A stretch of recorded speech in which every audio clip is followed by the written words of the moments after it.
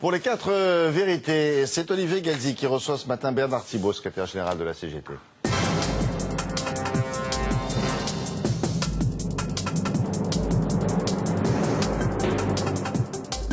Allez, bonjour William, bonjour à vous. L'ensemble des syndicats français appellent à manifester demain pour demander au gouvernement une politique anti-crise différente. Bernard Thibault, bonjour. Bonjour. Qu'est-ce que vous attendez concrètement de cette mobilisation?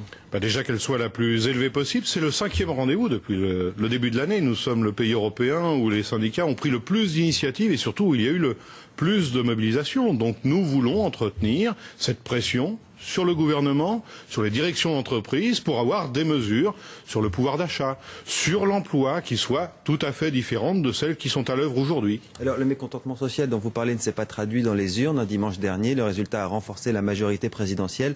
Est-ce que ça ne complique pas un petit peu cet appel de demain? Moi, je ne pense pas du tout. J'ai beau y regarder à plusieurs fois, je ne vois pas en quoi la majorité présidentielle peut s'estimer renforcée après ce scrutin. Elle a remporté les élections, déjà. La caractéristique, c'est une très forte abstention. Et la plupart des électeurs ont dit qu'ils s'étaient exprimés à propos du sujet des élections au Parlement européen. Et le fait que beaucoup, parmi les abstentionnistes d'ailleurs, figurent des salariés, ouvriers, employés, n'aient pas participé à ce rendez-vous est un signe en soi qui montre le fossé qui se creuse entre les institutions européennes et les attentes de nos concitoyens et les politiques européennes mises à l'œuvre et les attentes. Est-ce que c'est pas un petit peu votre échec aussi? Parce que ce sont les salariés que vous aviez vous-même appelés à se déplacer. Vous aviez dit c'est important, il faut y aller, ils vous ont pas écouté. Je vous rappellerai que la CGT ne concourait pas, comme à chaque échéance politique, pour ces élections. Ce n'est pas le sujet. Et d'ailleurs, je remarque qu'une enquête qui paraît ce matin montre encore une fois un très large soutien aux manifestations de demain. 3 Français sur 4 soutiennent cette journée de manifestation. Les 2 tiers disent qu'ils en attendent rien. Oui, mais ils soutiennent néanmoins. Ils ont le sentiment qu'il y a le risque qu'encore une fois le gouvernement n'entende pas. Ça, c'est une autre affaire. Mais ils soutiennent, c'est très important. Alors moi, j'apprends aujourd'hui, comme beaucoup, que le président de la République a l'intention de convoquer le Congrès pour s'exprimer sur l'orientation de sa politique économique et sociale, entre autres, de ce que je comprends aujourd'hui. J'espère qu'il va prendre la bonne mesure des critiques sociales qui existent aujourd'hui dans le pays. Mais est-ce que cette annonce, du coup, ne remet pas en question cette mobilisation demain, puisqu'il va dire ce qu'il va faire le 22 juin? Au contraire, soyons les plus nombreux possibles demain dans la rue pour confirmer les expressions que nous avons formulées janvier, février, 1er mai et le rendez-vous de demain, pour que le président de la République prenne conscience de la situation, de l'état de l'opinion des salariés qui considèrent qu'ils demeurent parmi les victimes d'une crise pour lesquelles ils ne sont en rien responsables. Et qu'il n'y a pas, jusqu'à présent, de mesures politiques, mais aussi de mesures prises par les directions d'entreprise qui soient à la hauteur de cette crise. Si le 22 juin, le président de la République n'est pas convaincant à vos yeux, ça veut dire gros appel à la rentrée à nouveau? Écoutez, moi je ne préjuge pas des événements futurs. Une chose est sûre, nous sommes convenus, comme nous l'avons toujours fait jusqu'à présent, de nous revoir au niveau des organisations syndicales pour évaluer ce qu'aura été notre journée de demain et naturellement commencer à anticiper sur d'autres échéances. Nous serons, je l'imagine, tous attentifs à ce discours. Mais et il nous reviendra. Cette rentrée de septembre, elle s'annonce comment selon vous? Écoutez, une chose est sûre, en termes d'emploi, les dernières statistiques sont parues sur l'activité industrielle, par exemple. 187 800 destructions d'emplois depuis le début de l'année. Oui, nous avions 600 militants syndicaux réunis hier à notre siège du secteur de l'industrie. Le niveau de la production industrielle dans notre pays est revenu à son niveau de plus bas d'il y a 15 ans.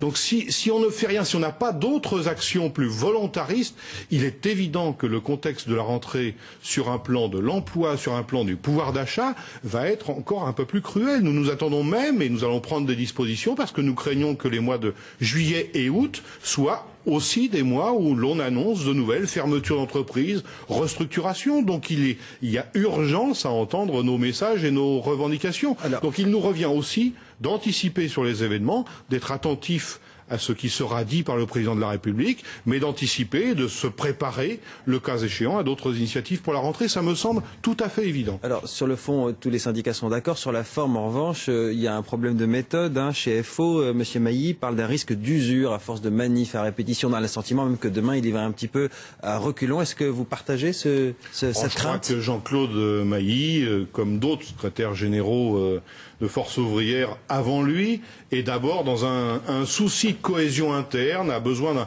d'une communication qui serve l'interne, et se trouve dans cette attitude un peu ambiguë qui consiste à la fois à approuver les initiatives dans le cadre de l'intersyndicale, et heureusement, je crois que tous les syndicats se sont mis d'accord depuis le début de l'année, sinon nous n'aurions pas eu ces manifestations de cette ampleur, parce qu'il y a eu l'unité syndicale. Chacun a accepté. Vous pensez faire aussi bien que le 1er mai demain? J'espère que nous ferons nous aurons la manifestation la plus élevée possible, et nous avons bien conscience d'être dans un contexte qui évolue. Mais les médias n'ont pas non plus accordé la même importance au rendez-vous de demain, et je vous remercie d'ailleurs de m'inviter ce matin, qu'ils ne l'ont fait pour les autres rendez-vous, parce que l'actualité a été faite d'échéances politiques, d'autres événements aussi d'une autre nature dans la vie économique et sociale de notre pays. Vous dites le plus élevé possible, un chiffre qui serait un succès. Je ne vais pas donner de chiffres. Le seul fait déjà que nous soyons parvenus à programmer une 5e initiative à l'appel de tous les syndicats sur un plan national est déjà un succès. Ça n'est pas le cas dans tous les pays européens. S'il n'y a personne dans la rue, ça sera pas un succès. Évidemment que nous attendons du monde dans la rue. Moins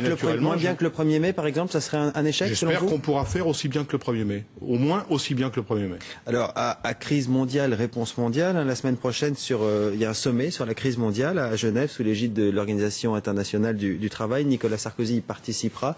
Qu'est-ce que vous attendez de lui pour impulser, pour des impulsions au niveau international? Nous lui avons dit, puisqu'il nous a reçus dans la perspective de son intervention à l'Organisation internationale du travail, que tous les syndicats du monde portent depuis de très nombreuses années une exigence simple. Nous sommes dans une économie qui met en concurrence les salariés par le moins-disant social. Ce qui explique, selon nous, cette crise, qui n'est pas qu'une crise financière, qui est la crise d'un certain mode de développement. On ne peut pas être dans une société qui prétend avancer par la mise en concurrence des salariés sur leurs standards sociaux. Mais alors qu'est-ce qu'il faut faire concrètement et j'espère que le président français sera porteur de ce message, de cette exigence auprès de l'OIT, c'est de faire en sorte que les normes sociales internationales soient intégrées dans les règles du commerce mondial. Il n'est pas normal que les firmes doivent respecter des règles financières, des règles économiques particulières, mais s'agissant des normes sociales, chacun fait ce qu'il veut. Monsieur Thibault, ce que j'entends bien, c'est que vous dites finalement que le président de la République, et quel que soit le gouvernement d'ailleurs, n'est pas responsable de ce qui se passe. C'est un système international. Mais on ne peut pas non plus faire l'impasse sur des mesures nationales, des lois nationales qui contribuent ou pas à infléchir ce qui se fait au plan international. Lorsque j'entends le ministre du Travail s'apprêter à défendre cet été, au mois de juillet,